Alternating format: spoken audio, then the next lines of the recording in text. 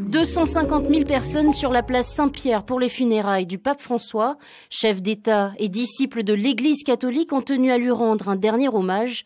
Sur le territoire, chacun se souvient du pape François comme celui qui tendait la main aux plus démunis. C'est comme un berger, hein. Si le berger n'est pas là, ben les brebis elles sont un peu perdues, mais c'est normal hein, qu'on est attaché quand même à notre guide.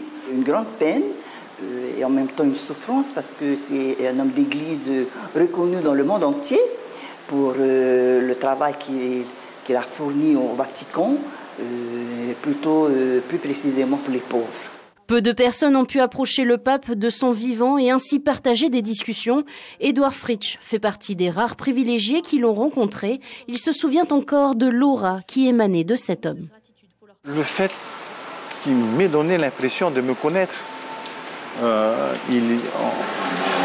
je dis que j'avais une place dans son cœur, c'est vrai, j'ai eu l'impression que voilà, il m'a pris par la main. C'est cette chaleur humaine qu'il dégage et cette bonté particulière. J'ai l'habitude de dire, quand on me demande ce que j'ai ressenti en le voyant, je dis toujours que j'ai rencontré l'amour avec cet homme.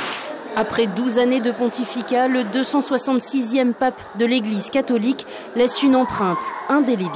Un père qui a donné beaucoup de directives et qui a, je peux dire qu'il nous a quand même montré l'exemple de l'Évangile. Quelles sont les lignes qui vont nous mener bientôt par le futur pape? Ben, je pense qu'il va maintenir le cap comme le fondateur a déjà mis en place, juste à continuer comme il a voulu jusqu'à aujourd'hui.